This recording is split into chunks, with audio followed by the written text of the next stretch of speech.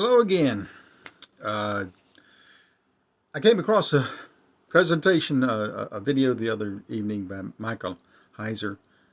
He is really very useful. He is so dedicated to knowing what's in the Old Testament. As he states himself, he's not concerned about denominations. He's not concerned about arguing with Christians. He's just concerned with understanding the Old Testament. And so he goes to great ends to get into the weeds. Weeds that, frankly, think about this. Your front yard, you normally mow it 3 inches tall, which is pretty high. That's the way you mow it, 3 inches. You go away from your front yard for a month. The weeds grow. The weeds are now 6 inches tall. The grass is down there still around 3 inches, maybe 4.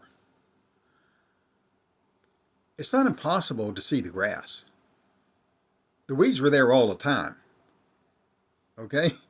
The weeds are there. You're just ignoring them because you're focused on the grass. Okay? In my yard, we're just focused on weeds. But that's all there is to here, weeds. Anyway, he's very helpful because of that. And I'm listing down below here a video that it's one of two, and that I suggest you take a look at. If you are interested in really understanding what people are supposed to be talking about. And what you'll find is if you listen to Heiser, you'll find that he's teaching you stuff that is often overlooked. It's the weeds that are overlooked in your grassy lawn. Okay? You're feeding your St. Augustine grass with fertilizer and putting weed killer on your weeds because you don't want to see your weeds. Okay? That's why. If you wanted to see your weeds, you just let them grow. And so that's what we do when we study the Bible. There's the weeds, and we just don't want to see them. We just want to see our grass. So, rational people don't accept superstitious mythologies, right? But they accept unfounded and unproven scientific, quote-unquote, theory and base their lives on it all the time. And of course, we've seen this going on in our world around us right now, where people are just believing all kind of things because it's the grass they want to see. Okay? It's not what is the reality of everything. It's just the grass they want to see. And as you know, if you've watched me for a while, I was very much sold on the whole global warming thing and everything up until I was, 55 years old or so, at least, maybe 60 even. But I did have questions. I kept asking questions of the experts, and what you find out, the more you ask experts questions, the more you realize they don't really know anything. They know plenty, but much of what they push is the accepted narrative, the accepted fact, which aren't even facts. The accepted theories. And unfortunately, they push theories as facts. And then as time goes on, we learn that things are not what they claim it is. And frankly, they're either purposely being deceitful because they know better, or they are just not wanting to buck the system or anything. And so they just regurgitate what the system tells them. And so, you can get into that with denominations. Your denomination may have a belief that, or maybe you're a cult, because some of what we call denominations today are actually cults. They're not Christian. They're non-Christian cults. They don't they are way off of what Christianity believes. Okay, you can't be a god if you believe you can. Now you may turn off now because you disagree with me, but that's not what Christians believe. That's what certain other groups believe. But what I am challenging you to do, regardless of what you believe, is get into the weeds. Let's learn what's actually in the Old Testament, right? Now, I'm not going to teach you that. That's for Heiser to do. And another great teacher of the Bible is on a different level. He's not the kind of deep weed scholar that Heiser is. But Alistair Begg, if you should find Alistair Begg's videos and let him feed you. He's great at feeding you what's in the Bible. And from out of my tradition, I come from a tradition where the preacher has 3 scriptures that is given to him every week, and called a lexicon, and he chooses to preach out of one of those scriptures. And he may have no passion about it, no interest about it. And unfortunately, I don't know if you've found this out in life, but there's some people, in fact, most of us probably, who doesn't matter what the topic is, we find some way to get around to talking about the thing that we care about the most. I remember I was part of a group, and we had different topics that were brought up every week, and we'd go around and all share our thoughts. And I remember particularly there was one woman in the group that every week, it didn't matter what the topic is, what she talked about was hating men. So it just didn't matter. So if you're focused on only one thing in life, you're having a hard time seeing other things. So anyway, my point is that if the preacher hated women, then he'd probably do a sermon every Sunday on hating women or how bad women were. But anyway, so I'm just saying that it keeps the person who's sitting in the pews from being taught anything very deeply, except for whatever that one interest is of the presenter. And of course, now Heiser's not lying to you. His interest is the Old Testament. So if you're going to probably get Heiser to talk to you about global warming or whether men or women or women or men or any of that kind of stuff, he's probably going to end up talking about the Old Testament, right? So we have the rational person. You may be an atheist or not an atheist. Maybe you are a Hindu, whatever, but or a Buddhist or whatever. But you're rational and you don't buy into the mythologies. That's the main thing. Then you have nominal Christians. I say nominal Christians, people who call themselves Christians. And they still ignore and overlook items that that just don't resonate with them. Okay? And so, therefore, there's a lot of things in the Old Testament that they just they overlook.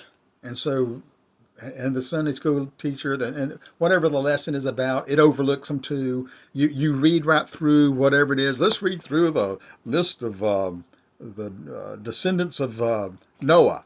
And you read through them, and it means nothing to you. You don't study about what those descendants are about or anything. You just know that, oh, he's got a lot of descendants. But finally we got to Noah, and that's what we're going to talk about. Okay? Not that it's bad to talk about Noah, but why is that other information there? Why? There's a reason. There's always a reason. They didn't write this stuff for nothing. Think about the people whose hands were getting cramped while they were writing this stuff.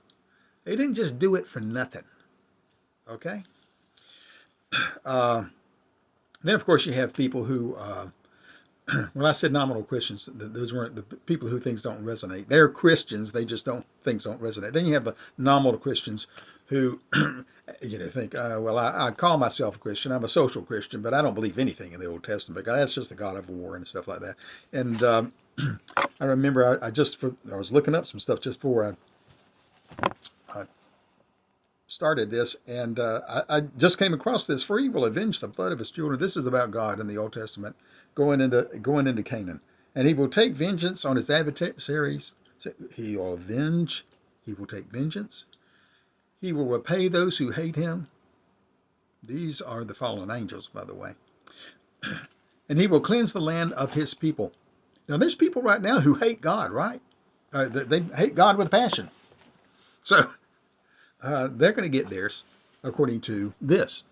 I mean, if God's doing this in the Old Testament, he's going to do it in the future as well. But the point is that, and cleanse the land for his people. He's going to cleanse the land. He's going to wash it clean. He's going to give the land an antibiotic. Okay? He's going to get rid of the stuff in the land that is against him and against his people. His people are for him. So if you're for God and those other people are not for God, then they're against you, right? So God's going to cleanse the land. That's what the Old Testament is about. Now, Heiser can help you understand that a lot. That's just a brief statement. Let Heiser explain it to you, because he really does a good job.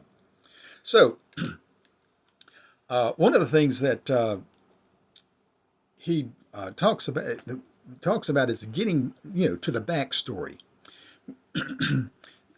The main verses in that we talk about as Christians and or ignore as Christians is Genesis 6, 1 through 4. This is about the angels who saw how fine women were and took them as their wives, and then they had offspring.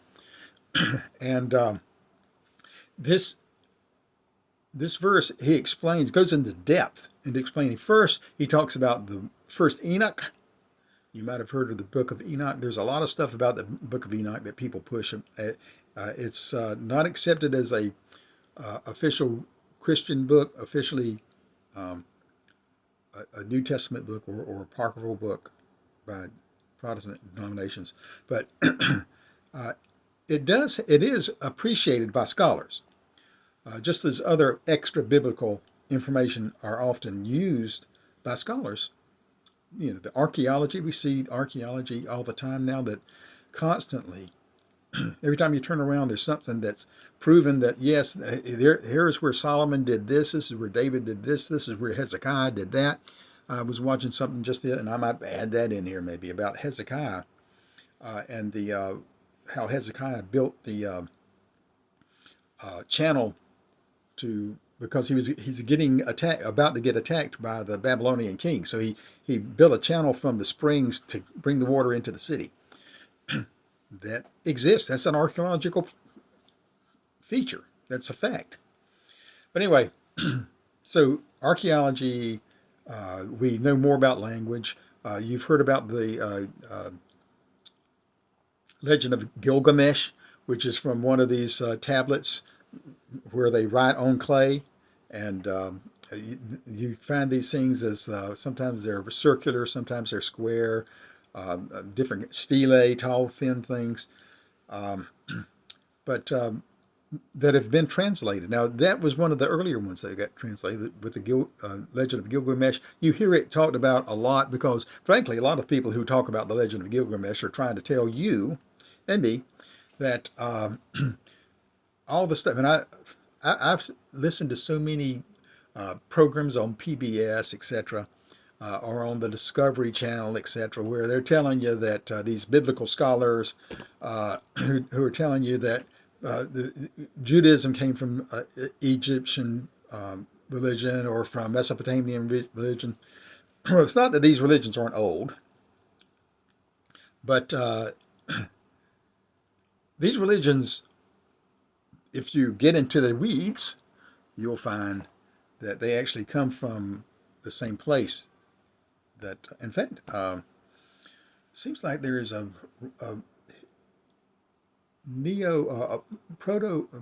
pre-Hebrew, what's the word for that? Not Proto-Hebrew, anyway, Paleo-Hebrew writings that are older than anything now, okay? So, my point I'm trying to make is that what we read in our biblical record is putting the other pagans in place. It's not taking them and using them. They're not the same gods. They are the same gods, but they're not the same God, right? I'm not making sense about that. So let Michael Heiser explain these things to you. But so you have the divine in Mesopotamia. You have the Apkula, and these are what we find in Daniel, in the book of Daniel, and in First Enoch as the Watchers. And in Daniel, they're according to Heiser, it's sort of a neutral statement about them. They're not really condemned or worshipped one either way. But of course, the Mesopotamians, oh, well, the Watchers were great, and these Watchers became their gods, basically. Okay, so so you have the legend of Gilgamesh that you know is old, right? And it's related. It's all related, and not only that, even what we see in modern Freemasonry, their mythology of Freemasonry, goes back to these same things. Now, I'm not saying that Freemasons believe in Mesopotamian gods. I don't know what Freemasons really believe in. I suspect that 90% of them probably think that all the stuff they do in their rituals is just silly stuff to do, that, is just a hazing ritual, right? And probably don't take it seriously one way or the other. But nonetheless, it appears to me, if this is just me adding something on there. Heiser's not talking about Masons, okay? I'm not saying that. I'm just saying you have the Kula are the Watchers. If you look at Enoch, and we still have Watchers talked about even today, okay? And Christians who aren't Masons or aren't pagan, they'll talk about Watchers, about the fallen angels. Okay, these angels who these people who beings who were supposed to be looking after the nations decided they would take women, as in Genesis 6. They'd take women, they thought they were fair, they take them as their wife, and they had children. And these children became the men of valor, men of old, the giants, the Nephilim, okay? And they are known as Nephilim. And you get into Joshua, the book of Joshua, the book of Deuteronomy, the book of Amos. These are talking about these Anakim, Raphaim, etc. It talks about how some of them, they didn't take out the ones who were in Gath. Who do we know from Gath? We know that'd be Goliath, right? And his brothers. So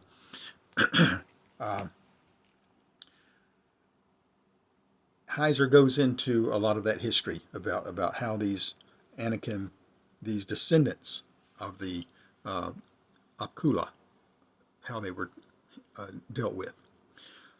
I don't want to get into it too much deeper because I want you to listen to him. I'm not the expert here. But what's important here is the name of the presentation is something like the disturbing facts of where witchcraft and sorcery came from.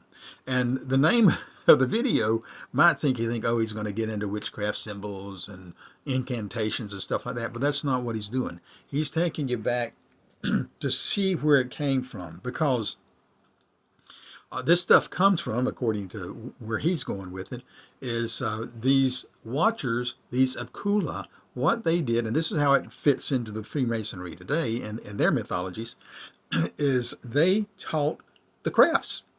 The Freemasons talk about the crafts. Even today, we have witchcraft, right? So the crafts were taught by these gods, these Watchers. In another video, Heiser talks about, he refers to things with the Tower of Babel, about how God assigned angels according to the number of nations that came away from the Tower of Babel. So, if there were, I didn't get into the details of that, but let's say there were 20 nations, there were 20 languages that were created at the time of the Tower of Babel, because they were all speaking one language, and God created other languages. And so these nations divided up, and there were angels who went with who were in charge of each one, of overseeing. These were the Watchers that we're talking about. And these Watchers are the guys that tend to get in trouble. And these Watchers teach the people the crafts, how to have a civilization, how to do agriculture, how to do music, etc. These are the crafts that were taught. And so we hear this about crafts all the way through with this mythology from the that we hear people related to Freemasons talking about, or who talking about Freemasons, they'll talk about it. So the crafts are taught. These crafts are taught, and the problem with them, and this is, I'll touch on what Heiser is getting at, is that these crafts are teaching us humans to be self-sufficient, to be prideful, etc. This is problematic. Okay? Adam and Eve in the garden are not self-sufficient. Everything's there for them. Just, hey, go pluck fruit off a tree. Adam might have been taking care of the garden. I don't know what he was doing in particular, but it wasn't really hard labor from what we can tell. It's sort of like sort of a wandering through and doing a little bit of this and that, as far as I know. But once Adam and Eve got thrown out of the garden, now their life gets hard.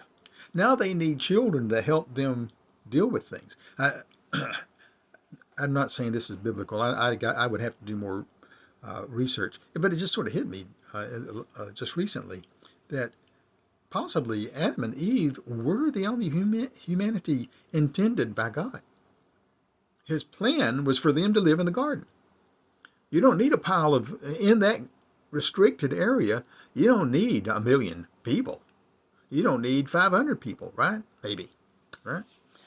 But once you leave the garden and you got to till the land, etc., and milk the cow and things like that, now you and domesticate them.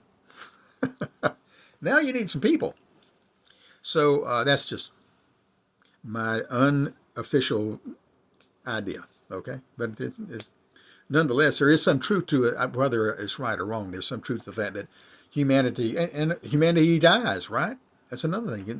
Humanity was supposed to live forever. If that's true, then that would be true of Adam and Eve in the garden. They wouldn't need to be. Now, the other preachers might have preached on that a zillion times in your denomination. It's never been taught to that I taught about that I know of. Okay, so that's why I don't know whether I'd have to do more study to know that idea is right. Nonetheless, isn't that the problem?